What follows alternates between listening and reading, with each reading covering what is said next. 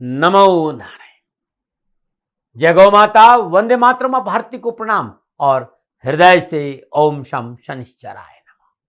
प्रिय दर्शकों, मित्रों, साथियों, जीवन में कभी अंतरात्मा को कुछ गलत लगे तो उस पर विचार अवश्य करना चाहिए, क्योंकि अंतरात्मा ही जो हमारी जो वास्तविकता है उसको भली भांति पहचानती है। इस बात का विशेष गौर करिएगा। न बना रहे 12 साल के बाद देवगुरु बृहस्पति देव मंगल देव की मूल त्रिकोण राशि मेष में प्रवेश करेंगे। इस साल का 2023 का दूसरा बहुत बड़ा परिवर्तन है। 17 जनवरी को शनिदेव ने राशि परिवर्तन किया था। अब 22 अप्रैल को बृहस्पति देव का राशि परिवर्तन हो रहा है और मेष राशि में पहले से ही राहु देव का संचरण हो रहा है। 22 अप्रैल को राहु देव और बृहस्पति देव की युति बनेगी। शनिदेव से बृहस्पति देव का त्रिएकादश संबंध बनेगा। मित्रों, साथियों, मंगल देव की मूल त्रिकोण राशि मेष में 3 ग्रहों का अद्भुत संबंध बनेगा। बृहस्पति देव, राहु देव और दृष्टि संबंध से शनिदेव। इस समय मेष राशि में सूर्य देव और बुध देव का संचरण है। बुध देव 7 जून तक मेष राशि में रहेंगे और सूर्य देव 15 मई तक मेष राशि में संचरण करेंगे। बुध देव के प्रभाव से, सूर्य देव के प्रभाव से, बृहस्पति देव के प्रभाव से, शनिदेव के प्रभाव से क्या प्रभाव रहेगा मैदनी के हिसाब से और ग्रह नक्षत्रों की गणना 12 के 12 राशियों के लिए क्या संकेत दे रही है, इस विषय को लेकर आपके सामने हूं। मित्रों, साथियों, ये जनरल प्रेडिक्शन है। आपकी जन्म कुंडली में बृहस्पति देव और राहु देव की स्थिति क्या है, आपकी जन्म कुंडली में बृहस्पति देव किस राशि में बैठे हैं, किस भाव में विराजमान में है और किस ग्रह से दृष्ट है, फलाफल उस अनुसार कहा जाता है। लेकिन यह जनरल प्रेडिक्शन है कि यह जो राशि परिवर्तन है वैदिक ज्योतिष के आधार पर राहु देव और बृहस्पति देव का मिलन का क्या प्रभाव रहेगा।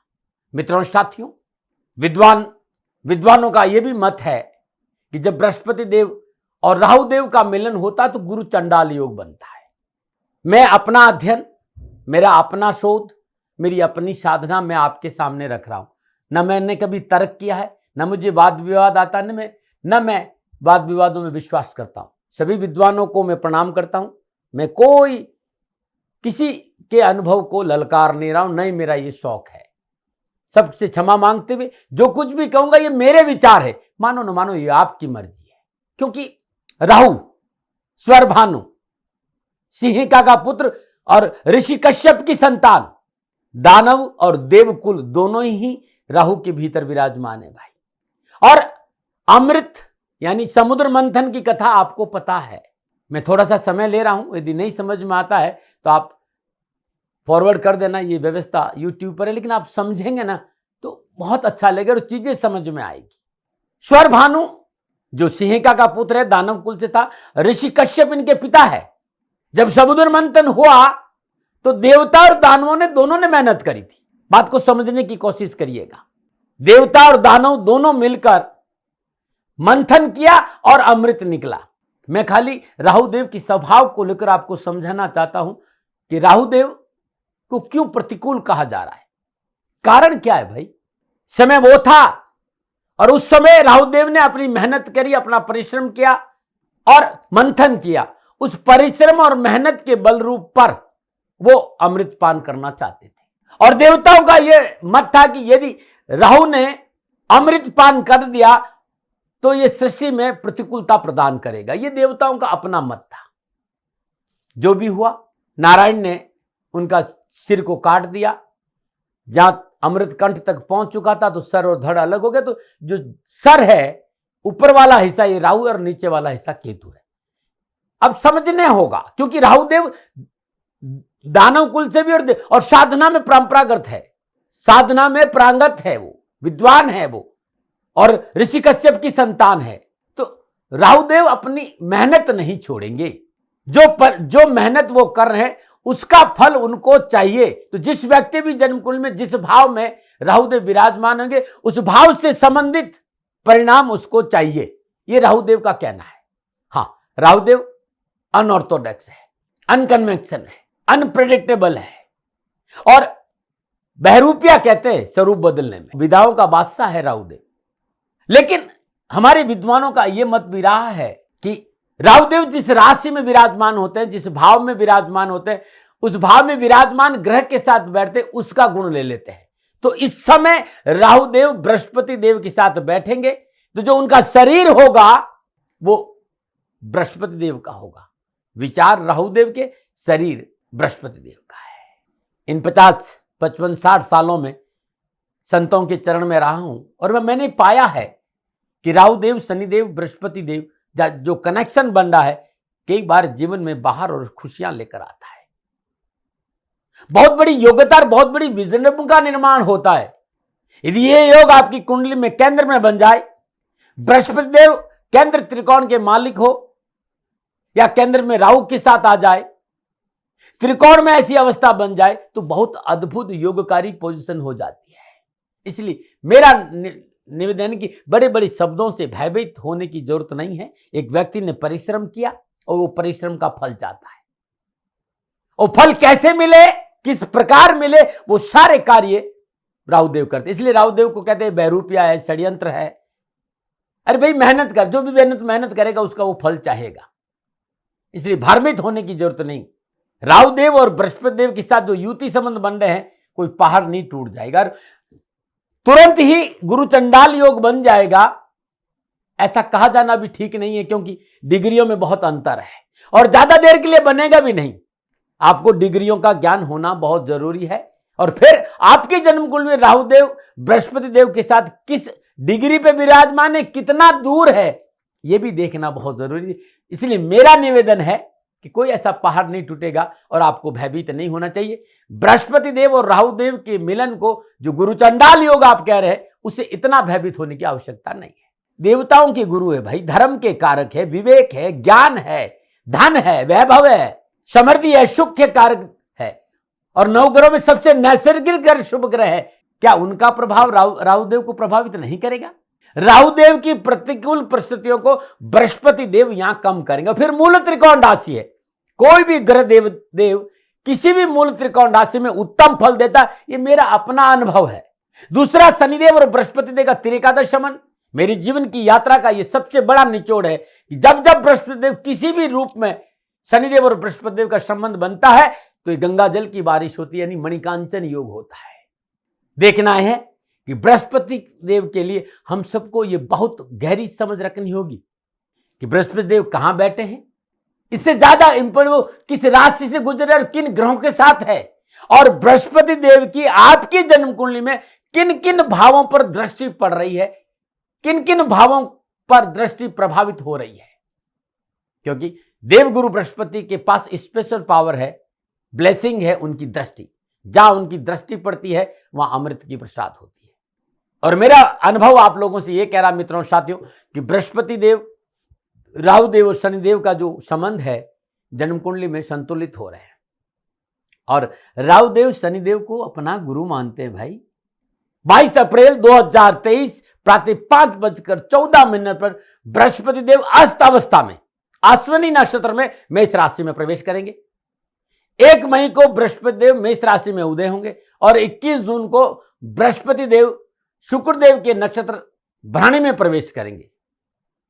4 सितंबर को बृहस्पति देव मेष राशि में वक्री होंगे। 26 नवंबर को पुनः अश्विनी नक्षत्र मेष राशि में वक्री अवस्था में प्रवेश करेंगे और 31 दिसंबर को बृहस्पति देव मार्गी होंगे। 4 सितंबर से लेकर 31 दिसंबर तक बृहस्पति देव वक्री रहेंगे। इसका क्या प्रभाव रहेगा ये मैं वक्री होने के 10 दिन पहले आपको बताऊंगा। आज मैं आपके सामने चर्चा करूंगा, बृहस्पति देव मेष राशि में संचरण कर रहे हैं, राहु से संबंध बनाएंगे। 30 अक्टूबर तक राहु देव मेष राशि में संचरण कर रहे हैं। तो जनरल में देखिएगा, व्यक्तिगत जन्म कुंडली अलग चीज है, लेकिन लगन के हिसाब से, आपकी राशि के हिसाब से 12 राशियों पर क्या प्रभाव पड़ेगा, इस विषय के आसपास रहना चाहता हूं। और फिर मैं एक बात जरूर कहूंगा कि बृहस्पति देव का देवादिदेव शनिदेव के साथ युति संबंध हो रहा है। ये 12 के 12 राशियों के लिए कुछ न कुछ लाभ जरूर देगा। शनिदेव अपनी मूल त्रिकोण राशि कुंभ में संचरण करे और 30 साल के बाद सबसे सर्वाधिक शुभ अवस्था में शनिदेव का संचरण है। तो जिनकी जन्म कुंडली में शनिदेव निजगत कर्मों की वजह से कहीं थोड़े बहुत प्रतिकूल भी है, तब भी इस समय शनिदेव आपको उत्तम फल प्रदान करेंगे, कुछ न कुछ लाभ जरूर देंगे। बृहस्पति देव देने को तैयार बैठे और शनिदेव का साथ मिल रहा है, तो मैं कहूंगा कि बृहस्पति देव होंगे दातार और शनि करेंगे माला माल। बृहस्पति देव आपकी खाली झोरियां भरेंगे, आपके कष्ट मिटाएंगे, घर में सुख शांति आएगी, क्योंकि बृहस्पति विद्या, ज्ञान, संतान, परिवार, सुहाग, सुख, धन, सुख, समृद्धि के कारक है। साझेदारी में व्यवसाय संबंधी कार्यों का प्रतिनिधित्व करते हैं। और नवग्रह मंडल की बात करूं, गोचर की बात करूं, तो सर्वाधिक प्रभाव शनिदेव और बृहस्पति देव और राहुदेव का रहता है वार्षिक राशि फल में। ये दोनों ही ग्रह अच्छी स्थिति में, पूरे विश्व में अमन, चैन, शांति रहेगी। एक महत्वपूर्ण बात और कहना चाहता हूं कि दोनों ग्रहों की 3 पूर्ण दृष्टियां है। बृहस्पति देव की 5, 7 और 9 है और शनिदेव की 3, 7 और 10 है। मानव जीवन पर देवगुरु बृहस्पति का अपना एक प्रभाव है। जीवन के सुख, स्वास्थ्य, समृद्धि, सकारात्मकता बिना देवगुरु बृहस्पति की कृपा से नहीं मिल सकता। यदि हम लोगों की जन्म कुंडली में बृहस्पति देव अनुकूल है तो हमारी जीवन की गाड़ी सुगमता से अपनों के साथ आगे बढ़ जाएगी, जीवन में अनुकूलता आएगी, जीवन की उत्तरी पटरी पुनः पटरी पर आने लगेगी। 2023 कैरियर, कारोबार, परिवार, स्वास्थ्य, शिक्षा, समाज, राजनीति, सेवा, विवाह, यात्रा, इस हिसाब से यदि शुभ विराजमान तो अनुकूल फल मिलेंगे। कैरियर, कारोबार, शिक्षा संबंधी कार्यों में गति आएगी। मित्रों, साथियों, राशिफल पे आ रहा हूं, लेकिन याद रखिएगा मूल त्रिकोण राशि में कोई भी ग्रह देवता प्रतिकूल फल प्रदान नहीं करता है। और मेष राशि मंगल देव की मूल त्रिकोण राशि। लेकिन मित्रों, साथियों, मैदनी ज्योतिष को ध्यान से समझे, कुछ बातों को समझना बहुत जरूरी। बृहस्पति देव 9वीं और 12वीं राशि के स्वामी और काल पुरुष की कुंडली में धर्म और 12वें भाव का स्वामी, यानी धर्म और व्यय भाव के स्वामी बृहस्पति देव है। सूर्यमंडल की पहली राशि बृहस्पति देव, उस राशि से राहुदेव के साथ संचरण करेंगे। मेष राशि वैदिक ज्योतिष के विद्वानों के फायर साइन है एंड रॉ एनर्जी है, बिखरी हुई एनर्जी है, यानी उस फायर में गहरी सोच नहीं है, बहुत विजन नहीं है। उस राशि में एक विजडम वाले ग्रह का प्रवेश है। धर्म को लेकर पूरे विश्व में क्रांतिकारी संकेत नजर आ रहा है, ऐसी गणना करिए। मेरा अनुभव है, दबाव नहीं है। लेकिन यह भी ध्यान रखिएगा कि राहुदेव अनऑर्थोडॉक्स है, अनकन्वेंशन है, राहुदेव एम्पलीफायर है। रॉ एनर्जी में इन ग्रहों का कॉम्बिनेशन क्रांतिकारी विचारों का संकेत है। विश्व में एक नई धर्म व्यवस्था का संकेत नजर आ रहा है, एक नया रूप। हर व्यक्ति के भीतर में धर्म को लेकर एक नई क्रांति का संकेत नजर आ रहा है। ऐसा मेरा अनुभव है, मेरा सोच है, मैं दावे नहीं करता। लेकिन नक्षत्र गणना है कि कहीं न कहीं पुरानी बेड़ियां टूटेगी, पुरानी व्यवस्थाएं टूटेगी पूरे विश्व में, और धर्म के प्रति एक नई जागरूकता आएगी। हाँ, राहुदेव साथ में है और राहुदेव अनऑर्थोडॉक्स है। मैं देश के निर्माणकर्ताओं से मेरा निवेदन जरूर रहेगा कि राष्ट्र हित में शब्दों का चयन अच्छा होना चाहिए। धर्म को लेकर शब्दों का चयन यदि उचित नहीं हुआ तो परेशानियों का संकेत भी है। मैदनी ज्योतिष के अनुसार बहुत सी घटनाओं का संकेत भी नजर आ रहा है। विषय 12 राशियों का है, उस पर मैं कभी और बोलूंगा। लेकिन मैं ये जरूर कहूंगा कि इस समय सनातन संस्कृति, धर्म, मानवीय संवेदनाओं को समझना बहुत जरूरी होगा। शासन इसको लेकर बहुत सतर्क रहेगा और शासन भारतीय संस्कृति को कैसे बढ़ावा मिले पूर्ण प्रयास करेगा, क्योंकि बृहस्पति देव ये उन्हें करने के लिए मजबूर भी करेंगे। क्योंकि बृहस्पति देव का प्रभाव है कि धर्म की ज्योत फलेगी, धर्म प्रभावशाली रहेगा। हाँ, राहुदेव साथ में है और फायर के साइन में है, रॉ फायर है, तो शब्दों का चयन शालीनता पूर्वक देश निर्माणकर्ताओं को जरूर रखना चाहिए। लेकिन ये 12 राशियों पर क्या प्रभाव डालेगा, इस विषय पर आ रहा हूं कि 12 राशियों पर बृहस्पति देव का ये 12 साल के बाद मूल त्रिकोण राशि मेष, मंगल की मूल त्रिकोण राशि मेष में बृहस्पति देव का प्रवेश क्या प्रभाव डालेगा। याद रखिएगा मित्रों और साथियों, व्यक्तिगत जन्म कुंडली को देखने के लिए आपके सभी ग्रहों को भी देखा जाता है, लेकिन लगन और राशि के हिसाब से बहुत हद तक ये बातें आपके लिए सटीक रहेगी। ये जो राशिफल है आपके नाम राशि, आपके लगन के आधार पर भी है। आप लगन से भी देख सकते हैं और राशि से भी देख सकते हैं, लेकिन सटीक राशि पर आता है। उसके साथ साथ ये जो राशिफल है पुरुषों के लिए भी है, महिलाओं के लिए भी, बुजुर्गों के लिए, बच्चों के लिए भी है। और विचार मेरे हैं और मैं प्रजापिता ब्रह्मा नहीं हूं, न मैं हथेली में सर से उगाता हूं, मैं अपना अनुभव रखता हूं राष्ट्र हित में। मानो न मानो यह आपकी मर्जी। और सेकंड उपनयन का अधिकार आपके पास था, आपके पास है और आपकी के पास रहेगा, मैं हमेशा कहता हूं।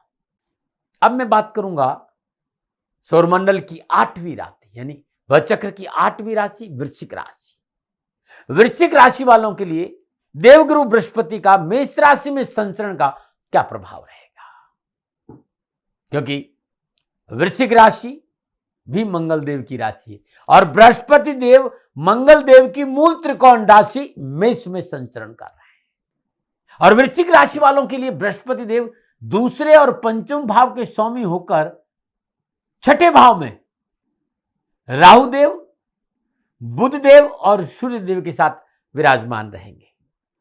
बृहस्पति देव छठे भाव में विराजमान होकर अपनी पंचम दृष्टि से दसम भाव को देखेंगे और दसम भाव आपका कर्म स्थान है और वहां विराजमान है बृहस्पति देव की मित्र राशि सिंह, जिसको बृहस्पति देव अपनी पंचम दृष्टि देखेंगे। सप्तम दृष्टि से 12वें भाव में विराजमान तुला राशि को देखेंगे और नवम दृष्टि से धन भाव में विराजमान स्वराशि धनु को देखेंगे। ये 3 दृष्टियां हैं और ये अपने आप में बड़ी महत्वपूर्ण है। अब बृहस्पति देव का वृश्चिक राशि वालों पर यह जो राशि परिवर्तन हो रहा है उसका प्रभाव क्या रहेगा, क्योंकि बृहस्पति देव अपनी पूर्ण दृष्टि से दसम भाव को देखेंगे। कामकाज, कारोबार, नौकरी, व्यवसाय का भाव है, स्टेटस का भाव है। व्यवसाय और कैरियर के जरिए समय संपूर्ण अभिलाषाओं की पूर्ति का संकेत दे रहा है। नए कारोबारी संबंध बनेंगे और इसकी वजह से कारोबार में विस्तार में अनुकूलता रहेगी। आपकी सूझबूझ, आपके काम करने का तरीका आपके लिए सफलता के नए द्वार खोलते हुए नजर आएगा। आप व्यवसाय में नए आयाम स्थापित कर सकते हैं। व्यवसाय के क्षेत्र में एक से अधिक लाभदायक साधन उपलब्ध होंगे। धैर्य, संयम, ज्ञान, सजगता, संतुलन देखने को मिलेगा और देश विदेश से कारोबारी संबंध बनेंगे। देश विदेश में लाभदायक यात्राओं का योग भी है। लेकिन यदि आप प्राइवेट नौकरी में है तो थोड़ी सी सावधानी चाहिए।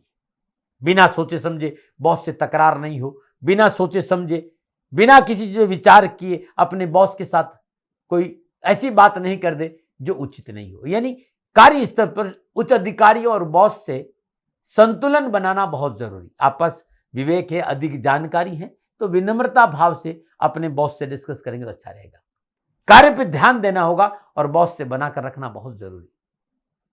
हाँ, यदि आप सरकारी नौकरी में तो समय आपका बहुत अनुकूल है, प्रॉब्लम वहां पर भी नहीं है।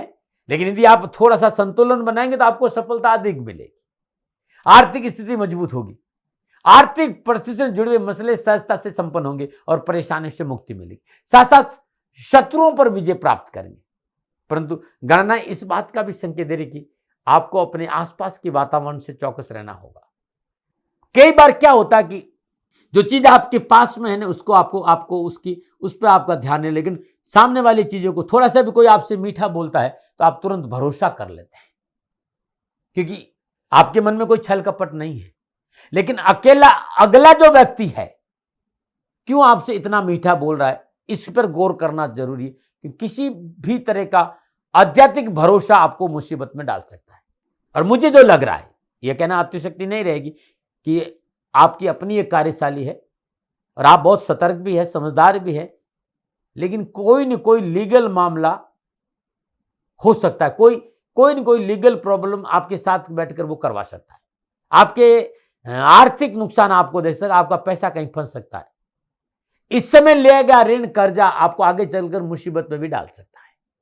धन संबंधी मसले पे बात करूं तो धन भाव पर बृहस्पति की दृष्टि है। पैसे की चाह बढ़ेगी आपकी, इन प्रकार आपको पैसा चाहिए। ऐसी अवस्था में नीति नियम सिद्धांतों का उल्लंघन नहीं करें, सोच समझकर पैसों का इन्वेस्ट करें। यदि आपने सोच समझकर पैसों का इन्वेस्ट नहीं किया तो पैसा वापस लौट कर नहीं आएगा। और कोई भी पैसा आप इन्वेस्ट करना चाहते हो तो अक्टूबर के बाद करना अच्छा रहेगा। धन आएगा, मैं मना नहीं कर रहा हूं, प्रकृति है, कैरियर में वृद्धि है, लेकिन वाद विवाद व्यर्थ के तर्क वितर्क से अपने आप को दूर रखना बहुत जरूरी है और सावधान रहना बहुत जरूरी है। समझदारी से काम करना, इन्वेस्टमेंट, निवेश बहुत समझदारी से होना है। आप प्लॉट लेना चाहते हैं, आप मकान लेना चाहते हैं, आप गाड़ी लेना चाहते हैं, इस सब में सावधानी अपेक्षित है। आप डॉक्टर है, आप लॉयर है, वकील है, आर्थिक पक्ष आपका बहुत मजबूत है, नौकरी में, ऑफिशियल पॉलिटिक्स से अपने आप को दूर रखना है, राजनीतिक जोड़ तोड़ में आपको नहीं पड़ना है। अनुभव रख रहा हूं मैं, लादता नहीं हूं अपने बारे, लेकिन ये मेरा ही अनुभव है भाई, मैं अपनी बात कह रहा हूं, जो मैंने पढ़ा। विद्वानों और वैदिक ज्योतिष का जो संकेत है कि छठे घर में बैठे बृहस्पति दसम घर को देखेंगे, आपका कद बढ़ेगा, आपका स्टेटस बढ़ेगा, लेकिन स्थान परिवर्तन की प्रबल संभावना नजर आ रही है, इस पर ध्यान दीजिएगा। यदि सामाजिक और परिवार की बात करूं तो बृहस्पति देव अपनी पूर्ण नवम दृष्टि से दूसरे घर को दे, और दूसरा घर कुटुंब है, समाज है। सामाजिक वर्चस्व बहुत अच्छा रहेगा और सामाजिक कार्यों में आपकी रुचि बढ़ेगी, समाज में आपकी पहचान बनेगी। सभा और गोष्ठी में जाने का मौका मिलेगा, जहां सभा और गोष्ठी में आप अपनी बात रखेंगे।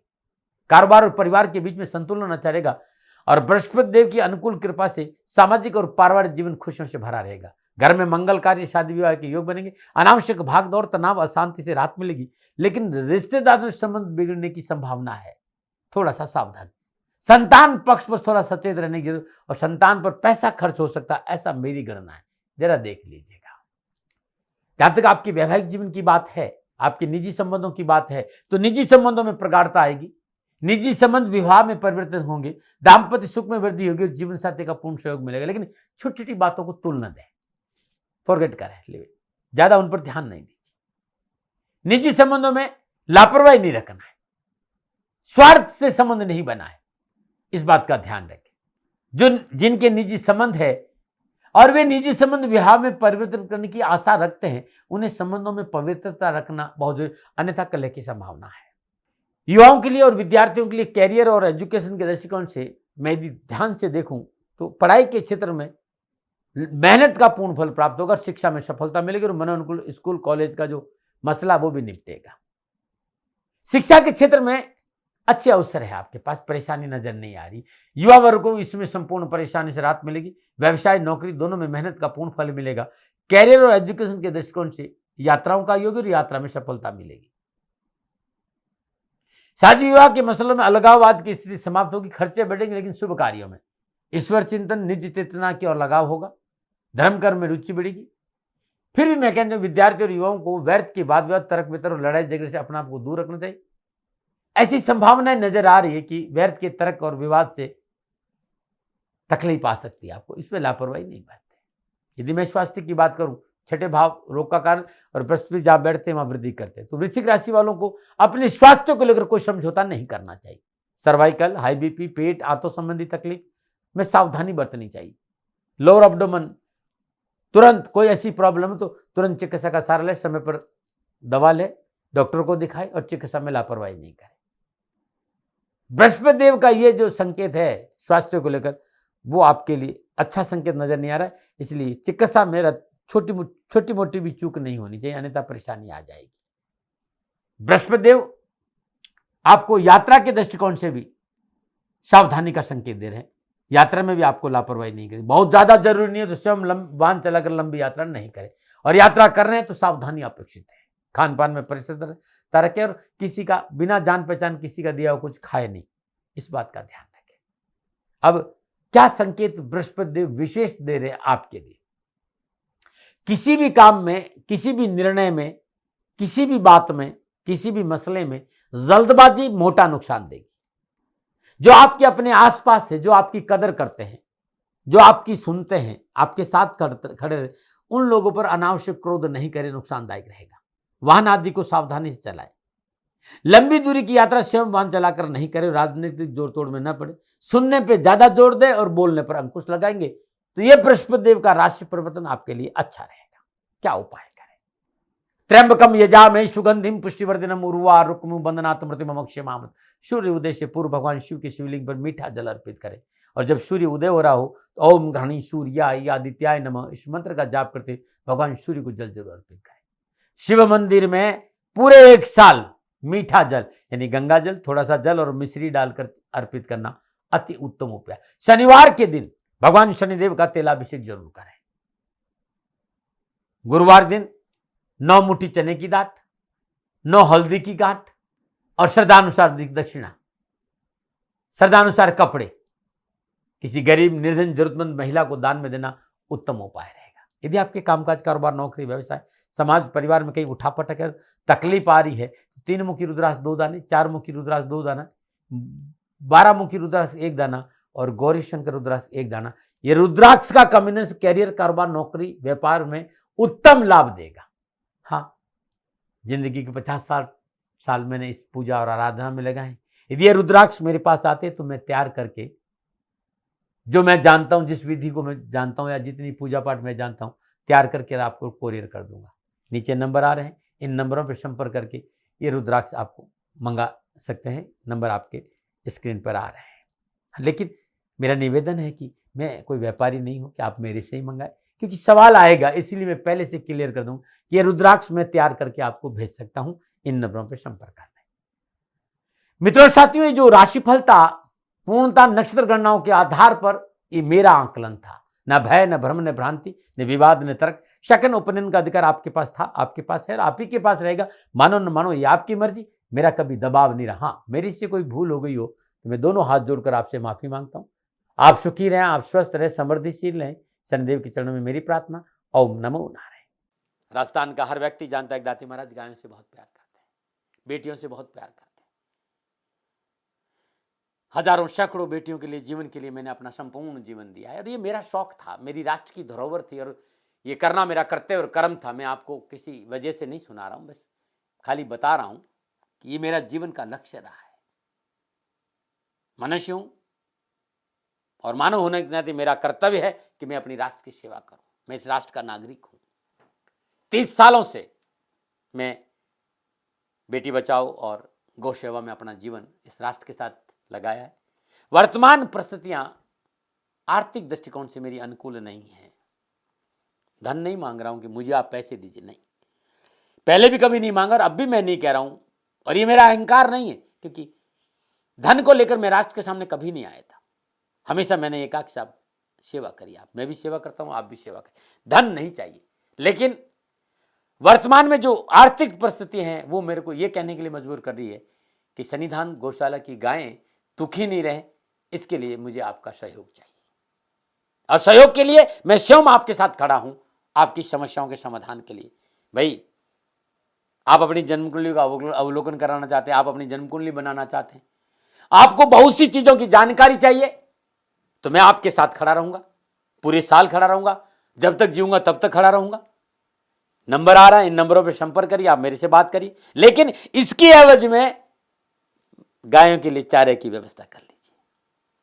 और इसीलिए मैंने कहा था कि भाई थोड़ा दिन इस समय मैं परेशानी में हूं और मेरी गायें चारों को लेकर थोड़ी सी परेशान हैं।